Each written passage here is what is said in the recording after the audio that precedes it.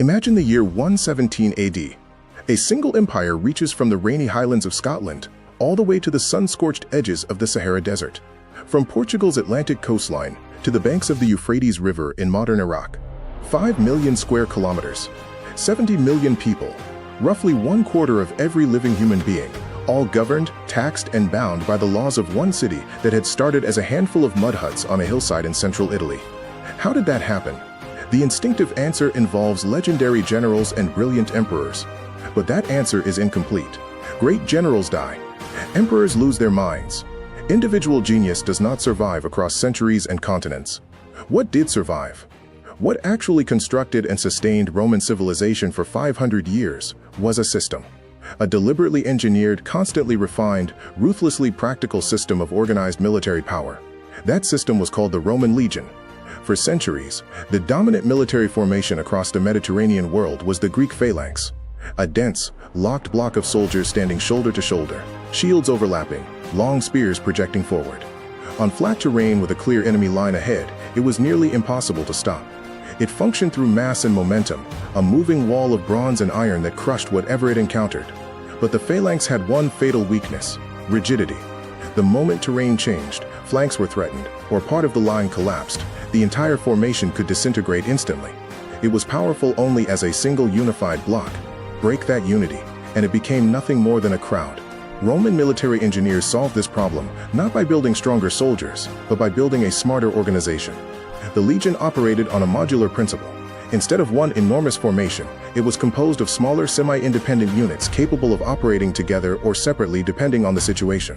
If one piece failed, the rest continued functioning. The system adapted rather than collapsed. The hierarchy worked from the smallest unit upward. At the base sat the contubernium, 8 men who shared a tent, a mule, and cooking equipment. These 8 soldiers ate, slept, marched, and fought together for 25 years. Cohesion came not from ideology, but from proximity and shared survival. 10 contubernia formed a century of 80 men, commanded by a centurion, not a nobleman, or a senator's son, but a professional soldier promoted from the ranks who had survived years of combat and demonstrated the capacity to lead under extreme pressure. 6 centuries formed a cohort of roughly 480 men, the primary tactical unit on the battlefield. 10 cohorts formed a full legion of approximately 5,000 soldiers, complete with its own engineering corps, medical staff, supply chain, and artillery. What made this revolutionary was independence.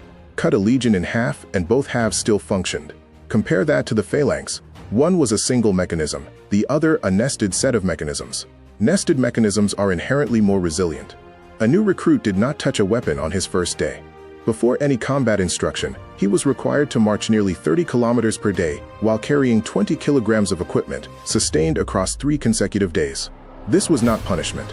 It was engineering. A legion that could not march was simply an expensive camp. Weapons training followed and was methodical. Recruits practiced specific strikes against a heavy wooden post using weighted practice weapons, repeating movements until the responses became involuntary. The goal was not to teach a man to fight.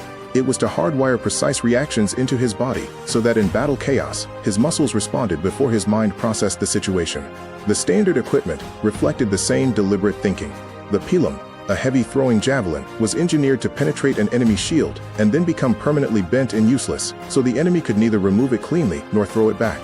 The scutum, a curved rectangular shield, deflected incoming blows rather than absorbing them directly. The gladius, a short thrusting sword, was designed specifically for the crushing close-quarters press of battle, where longer weapons simply had no room to swing. Together these weapons formed a sequence: throw the pilum at 20 meters to destroy shields, close to grappling range behind the scutum, then use the gladius where size mattered far less than precision and proximity.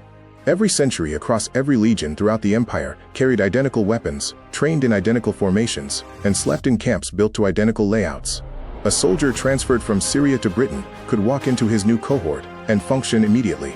Every night on campaign, the legion constructed a fortified camp in exactly the same configuration: praetorium at the center, gates on the same sides, latrines at the same distance. A soldier could navigate that camp in total darkness because it was the same camp he had slept in every night for years. This uniformity had a powerful secondary effect. It made the legion predictable to its own commanders and completely unreadable to enemies. An opposing general watching a Roman camp from a hilltop saw the same fortress every time, with no way of identifying where the vulnerabilities lay or how the force would deploy. In 216 BC at the Battle of Cannae, Hannibal of Carthage faced a Roman force of 86,000, the largest army Rome had ever assembled. He allowed his center to be pushed back, drawing the Roman mass forward into a tightening pocket, then closed his stronger flanks inward from both sides. The Romans, packed so densely they could barely raise their arms, were destroyed. Between 47,000 and 70,000 soldiers died in a single afternoon, one of the highest single-day death tolls in recorded military history. Rome did not surrender. It analyzed the failure. Training protocols were redesigned to prevent the lateral compression that had turned a vast army into a helpless crowd.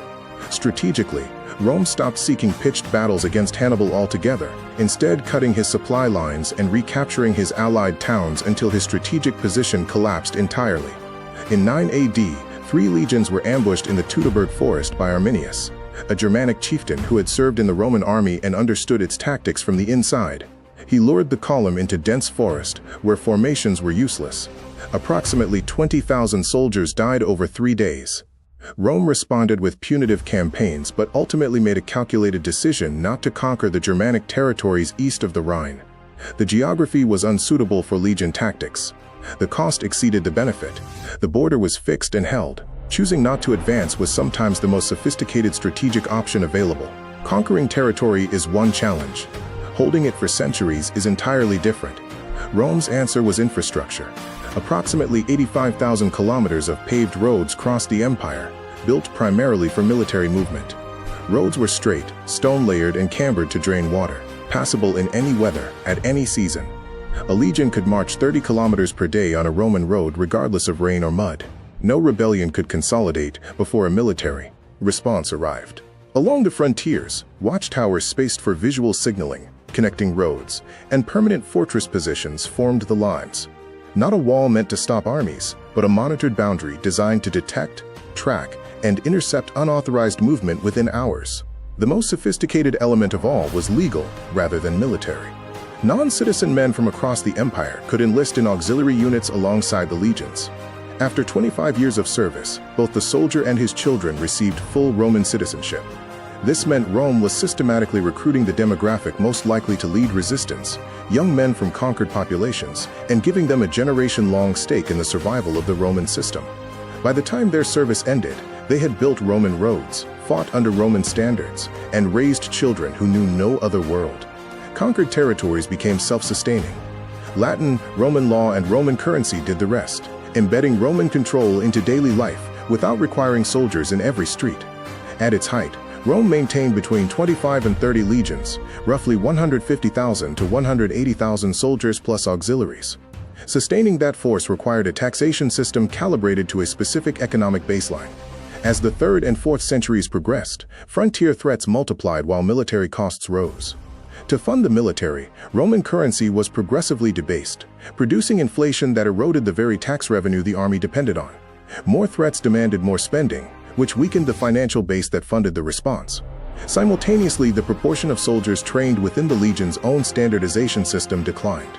Germanic foederati, external warriors fighting under their own commanders as treaty allies, became an increasingly large share of Roman military strength. These soldiers were capable fighters but did not share the same training, equipment, or institutional loyalty. The modular, standardized machine was gradually replaced by a patchwork of forces with incompatible habits and divided allegiances. The system did not collapse overnight. It eroded across generations, along financial, military, political, and cultural lines simultaneously, each axis of deterioration accelerating the others. The same legion structure that defeated Hannibal after Cannae, pacified Gaul in under a decade, and held the Rhine frontier for 4 centuries eventually lost. Because every principle that made it work, scalable structure, adaptive training, infrastructure as power projection, converting adversaries into constituents, remains in active use today, in militaries, corporations, and governments alike. The roads are still there.